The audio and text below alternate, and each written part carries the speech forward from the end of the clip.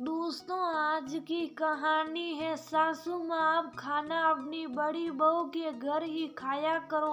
दोस्तों, कहानी शुरू करने से पहले अगर आपने चैनल को सब्सक्राइब नहीं किया हो तो कर लीजिए ताकि आपके पास पहुंच सके हर नया वीडियो।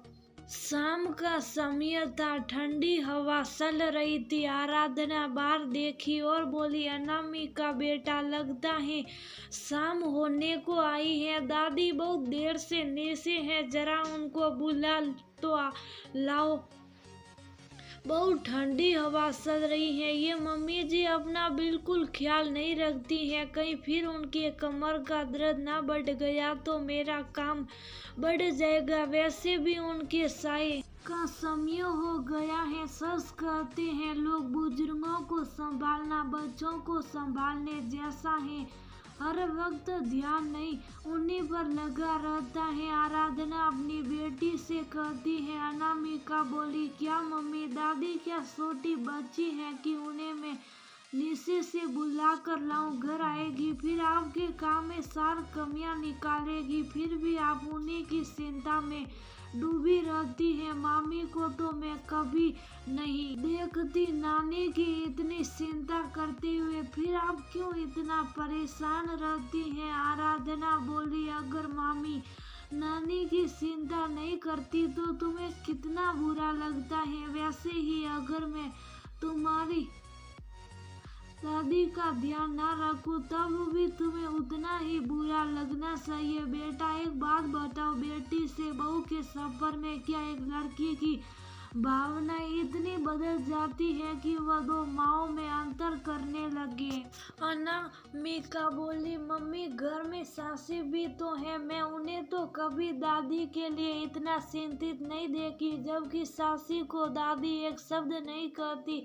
आप जितना करती हैं वो आपको उतना ही आपको सुनाती है। ऐसा क्यों? आराधना मुस्कुराकर बोली, बेटा, जिससे उम्मीद होती है लोग उसी से शिकायत भी करते हैं, वरना लोग पड़ोसी से शिकायत न करते। मैं तो चाहती हूँ कल को तुम भी जब दूसरे घर जाओगी तो मुझ में और अपनी सास में कभी भेदभाव मत करना। आखिरकार माँ की बातों को सुनकर अनामिका दादी को लेने नीचे चली गई। अनामिका नीचे गई और अपनी दादी कमला जी को बोली, दादी घर चलिए, मम्मी आपको बुला रही हैं, आपके चाय का समय हो गया।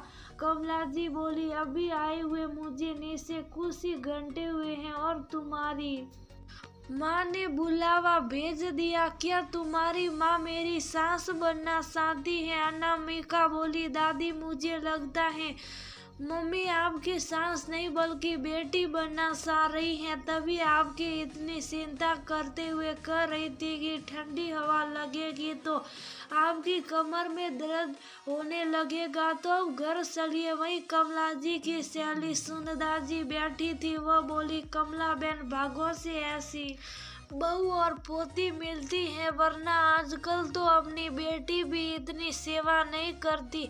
और आपके घर वाले आपके बारे में कितना सोचते हैं ये जानकर अच्छा लगता है कि बेटी से बहू के सफर में भी आपकी बहू की सोच नहीं बदली है। जब वह घर गई तो छोटी बहू अपने बच्चों के साथ पिज्जा खाने में लगी थी, तो वह अपनी छोटी बहू कुसुम से बोली, बहू आज रात खाने में क्या बना रही हो? कुसुम बोली, मम्मी जी बच्चों ने पिज्जा मंगवा लिया था तो हम दोनों का तो हो गया। आप ऐसा क्यों नहीं करती? बड़ी भाभी के पास खाना खा लीजिए। वह मुंह बनाते हुए आराधना के पास चली गई। आराधना बोली, मम्मी जी मैं कब से चाय पीने के लिए आपका इंतजार कर रही थी। मौसम बदल रहा, इतनी देर नीचे मत रहिए, ये लीजिए चाय पीजिए, फिर मैं रात के खाने की तैयारी करती हूँ। कमला जी बोली, बहू क्या हालात इतने खराब हो गए कि तुम मुझे आज्ञा दे रही हो? क्या तुम भूल गई कि तुम बहू हो और मैं सास हूँ? आराधना मुस्कुराकर बोली। मम्मी जी, बेटी से बहू के सफर में कुछ हालातों की वजह से ही एक लड़की की सोच बदलती है। कमला जी बोली, तुम्हारे कहने का क्या मतलब है? आराधना बोली, मम्मी जी, अगर सास बहू के साथ लड़ाई ही ना करे तो क्यों कोई बहू लड़ेगी? मैं अपनी सोच बदलने नहीं दूंगी। आप मुझे कितना जितना भी भड़काइए, पर मैं लड़ाई नहीं करूंगी, क्योंकि मैं जानती हूँ हर हालात में नुकसान मेरा ही होगा। इतना कहकर वो हंसते अपना काम करने लगी।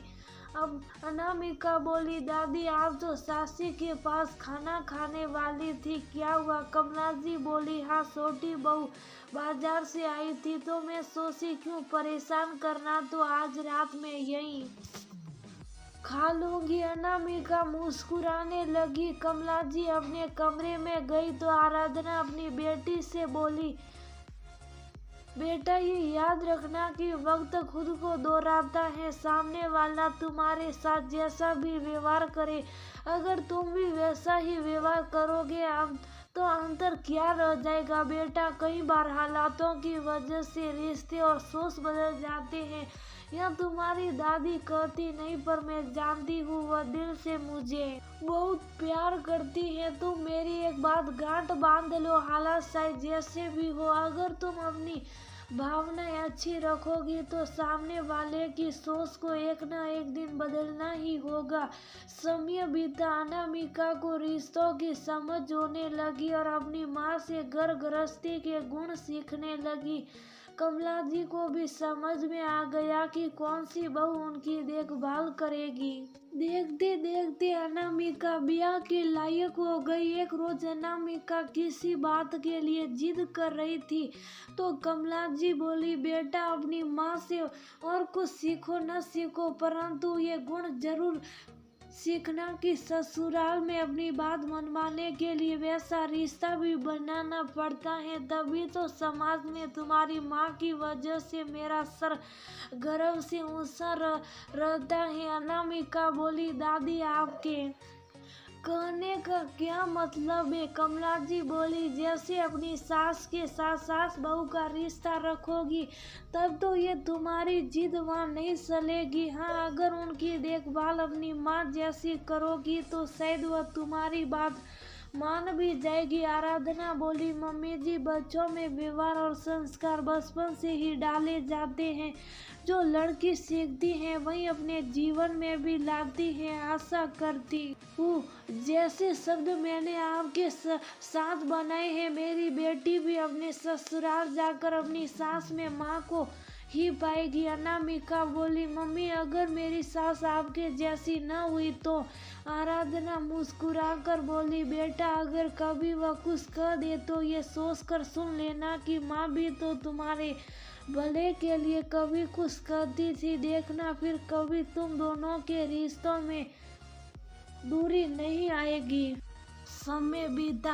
अनामिका की शादी एक अच्छे परिवार में हुई, जैसा हर घर में होता है। छोटी मोटी परेशानियों से परेशान होकर वह मायके आती तो आराधना समझाती, बेटा जो परेशानी तुम मुझसे साझा कर रही हो अपनी सास से करो तो वह भी उसका हल बता देगी। और मैं तो हूँ ही, मैं भी तो कुछ चीजों के लिए तुम्हें मना करती थी, तब तो तुम मुझे छोड़कर नहीं जाती थी। अनामिका बोली, माँ वो आप नहीं, मेरी सास है। आराधना बोली, बेटी से बहू बनते ही तुम्हारी सोच इतनी कैसे बदल गई? जब तक माँ और सास के बीच का ये अंतर खत्म नहीं करोगी ये परेशानी खत्म नहीं होगी। परेशानी तब तक खत्म नहीं होती जब तक हम ससुराल के रिश्तों को हृदय से नहीं अपनाते हैं। जिस दिन तुमने उन रिश्तों को अपना लिया, बेटी से बहू का सफर तुम्हें आसान लगेगा। जब माँ और दादी ने अपने अनुभवों से उसे समझाया तब उसे बात समझ में आई और एहसास हुआ कि वह ससुराल में सभी रिश्तों को दूसरी नज़र से देख रही थी, जिसके कारण ये परेशानी हो रही थी। अगले ही दिन अनामिका अपने ससुराल चली गई, पर अपनी सास से अपने व्यवहारों के लिए माफ़ी मांगी तो उन्हें भी एहसास हुआ कि जब बहू बेटी बनकर अपनी गलतियों को सुधारने की पहल कर सकती है तो मैं क्यों नहीं। उन्होंने अनामिका को गले से लगाया और अपने शब्दों के लिए अफसोस जताया। अब दोनों के रिश्ते सुधरने लगे और यहीं से बहू की सोच बेटी में